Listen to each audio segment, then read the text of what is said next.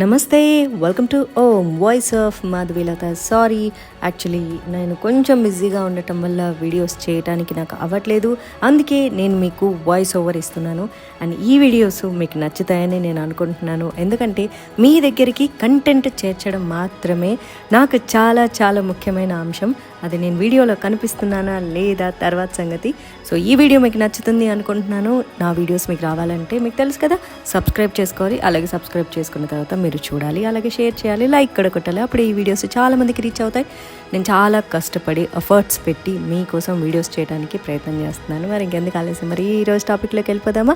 Let's get in our topic. ఒకప్పుడు పద్మ అవార్డులు అంటే ఢిల్లీలో ఉండే పైరవీకారులకు మాత్రమే అవార్డు అన్నట్లుండేది. అవి సమాజంలో పడుకుబడి ఉన్న వాళ్ళకి తప్ప ఇంకెవరికి దక్కవు అనే విమర్శ కూడా ఉండేది. ప్రభుత్వాలకి, భజన చేసే వాళ్ళకి, బాలీవుడ్ గ్యాంగులకి, ఢిల్లీలోని పైరవీకారులకు మాత్రమే పద్మ అవార్డులు దక్కేవి. కానీ నరేంద్ర మోదీ అధికారంలోకి వచ్చాక సామాన్యులకు పద్మ అవార్డులు భారీ ఎంపికలు అయితే జరుగుతున్నాయన్నమాట. తాజాగా కేంద్ర ప్రభుత్వం ప్రకటించిన పద్మ అవార్డులు కూడా సమాజ హితం కోసం పాటుపడిన సామాన్యులకే దక్కాయి. గోవాకు చెందిన 100 ఏళ్ల వయసున్న స్వతంత్ర సమరయోధులు, 150 మందికి డోలు వాయిద్యంలో తర్ఫీదిచ్చిన పశ్చిమ బెంగాల్కి చెందిన కళాకారులు, దేశంలోనే మొట్టమొదటిసారిగా తోలు బొమ్మలాట ప్రదర్శనలు చేసిన 96 ఏళ్ల కళాకారిణి, ఇలా దేశవ్యాప్తంగా 30 మంది సామాన్యులకు పద్మశ్రీ పురస్కారాలు అయితే దక్కాయి.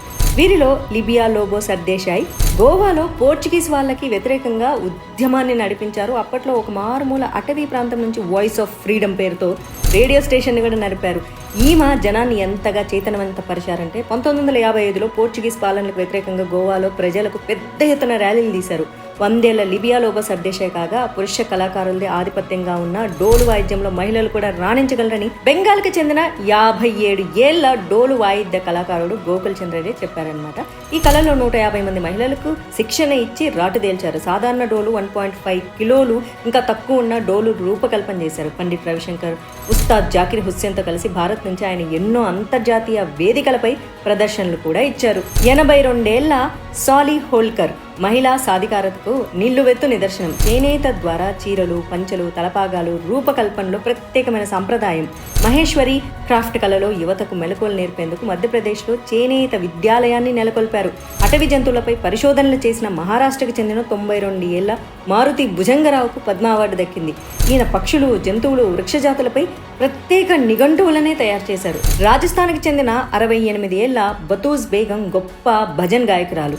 ఈమె టౌన్ హాల్ ఆఫ్ ప్యారిస్లో ప్రదర్శనలు ఇచ్చారు. కర్ణాటకకి చెందిన భీమవ్వ దేశంలోనే తొలిసారిగా తోలుబొమ్మలాట ప్రదర్శనలు చేసిన కళాకారిణి. ఈమె 14 ఏళ్ల వయసులోనే ఈ కళలో పట్టు సాధించారు. 12 దేశాల్లో ప్రదర్శనలు ఇచ్చారు. అస్సాంకి చెందిన జాయ్ చరణ్ బతారి దంసా ఫోక్ వాయిద్యకారునికి కూడా సముచిత గౌరవం అయితే దక్కింది. ఈయన తన జీవితాన్నంతా గిరిజన సాంప్రదాయ సంగీత పరిరక్షణకే వెచ్చించారు. సాంప్రదాయ గిరిజన వాయిద్య కళాకారులు వెదురుతో ఈలను తయారు చేసి పండీరామ్ మండవి బాలికల విద్య కోసం విశేషంగా కృషి చేసిన సామాజికవేత్త. ఉత్తరాఖండ్ వాస్తవ్యురాలు రాధా బహిన్ భట్, గుజరాత్లో కుష్ఠరోగులకు సేవ చేస్తున్న సురేష్ సోని, ఉచితంగా క్యాన్సర్ చికిత్స చేస్తున్న కర్ణాటకలోని కలబుర్గికి చెందిన ఆంకాలజిస్ట్ విజయలక్ష్మి దేశమాని, మహారాష్ట్రలో నిరుపేద ప్రజలకు ఉచితంగా చికిత్స చేస్తున్న అంధుడైన వైద్యుడు విలాస్ డంగ్రే, మహారాష్ట్రకు చెందిన ప్రకృతి ప్రేమికుడు, 5,000కు పైగా మొక్కలు నాటి 400 హెక్టార్ల అడవిని కాపాడిన చేత్రామ్ దేవ్చంద్, అలాగే ఉత్తరాఖండ్లో పర్యాటక జర్నలిజానికి విశేష సేవలు అందించిన అక్కడ దంపతులు హ్యూజ్ కోలిన్ గంజర్, హిమాచల్లోని 99 పేరుతో కొత్త రకం యాపిల్స్ పండిస్తున్న హరిమన్ శర్మ. ఇలా చూసుకుంటూ పోతే ఈసారి కూడా అనేక మంది సామాన్యులకు పద్మ పురస్కారాలు అయితే అందాయి. దేశానికి స్వతంత్రం ఏర్పడిన ఇన్నేళ్ల తర్వాత కానీ అసలు సిసలైన పద్మాలు వెలుగులోకి రావడం లేదు. ఇందులో ప్రధాని నరేంద్ర మోదీ గారు చేసిన కృషి చాలా ఉంది. ఒకప్పుడు దేశాన్ని ఎంతో కాలంగా పాలించిన కాంగ్రెస్ పార్టీ పద్మ అవార్డుల ఎంపిక విషయంలో ఎంతో వివక్షను పాటించేది. అసలు ఆ అవార్డులను ఎందుకు ఇస్తున్నారన్న సోయ కూడా మరిచి ప్రవర్తించేది. పద్మ అవార్డులకు ఉన్న గౌరవాన్ని తగ్గించే విధంగా అర్హత లేని వాళ్లకు కూడా పప్పు బెల్లంలాగా పంచుతూ పోయేది. రాజ్దీప్ సర్దేశాయ్, భర్కాదత్ లాంటి భజనకారులకు, జర్నలిస్టులకు, బాలీవుడ్ను తమ గుప్పిట్లో ఉంచుకుని శాసించే ఖాన్ గ్యాంగులకు మాత్రమే పద్మ అవార్డులు దక్కేవి. ఇక రాజకీయ నాయకులకు అయితే చెప్పనక్కర్లేదబ్బా. ఇందిరా నెహ్రూలు అయితే తమకు తామే భారతరత్న అవార్డులు కూడా ఇచ్చేసుకున్నారు. పివి నరసింహారావుకు ఇప్పటి వరకు భారతరత్న ఇవ్వకపోగా అంబేద్కర్ వంటి మహనీయులకు భారతరత్న ఇవ్వాలన్న సోయ దశాబ్దాల తర్వాత కానీ ఏర్పడలేదు. నిజానికి పద్మ అవార్డులను భారత ప్రభుత్వం ఎందుకు తీసుకొచ్చింది?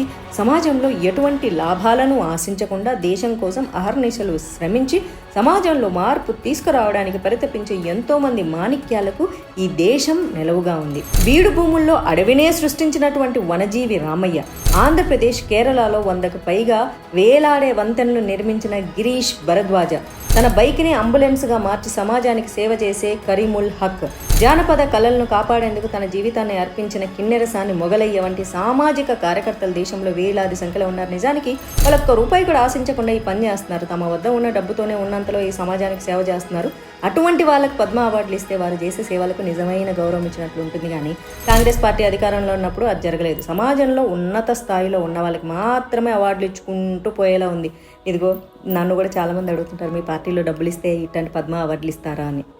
అట్లా ఉంటుందన్నమాట, మరి అలవాటు చేసినారు. అయితే మోదీ అధికారంలోకి వచ్చాక ఈ ప్రక్రియను పూర్తిగా మార్చేశారు. అందుకోసం ప్రజా పద్మాలు అనే కాన్సెప్ట్ని తెరపైకి తీసుకొచ్చారు. పద్మ అవార్డుల ఎంపిక ప్రక్రియనే మార్చేశారు. ఒకప్పుడు ఈ అవార్డుల ఎంపికకు రాష్ట్ర ప్రభుత్వాలు సిఫార్సులు కూడా పంపేవి, చెప్పాను కదా.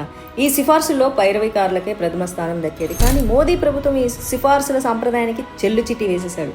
ప్రజలే సొంతంగా అప్లై చేసుకునేలా చేశారు. ఎవరైనా సమాజంలో ఎనలేని సేవ చేసేవారు ఉంటే వారి గురించి ఇతరులు దరఖాస్తు చేసేలాగా వెసులుబాటు కల్పించారు. దీంతో నిజమైన సమాజ సేవ చేసే సామాన్యులకి పద్మ అవార్డులు దక్కాయి. అందుకే ఎంతో మంది మట్టిలో మాణిక్యాలకు ఇప్పుడు పద్మ అవార్డులు దక్కుతున్నాయి. అవునంటారా కాదంటారా? గత కొన్నేళ్లుగా చూసుకుంటూ ఉండండి, మోదీ గవర్నమెంట్ వచ్చాక అసలు ఎంతమంది నిజమైనటువంటి సేవకులకు మాత్రమే పద్మ అవార్డులు దక్కి ఆ పద్మకే ఒక విలువ, ఒక వన్యని తెచ్చే వాళ్ళకి మాత్రమే అవార్డులు వెళ్ళాయి. సో మరి మీరేం కామెంట్ చేస్తారో కూడా తెలియజేయండి. త్వరలో మళ్ళీ నేను నా ఫేస్తో మీ ముందుకు వస్తాను. అంతవరకు సెలవు. నేను సైతం దేశం కోసం. జై హింద్, జై భారత్.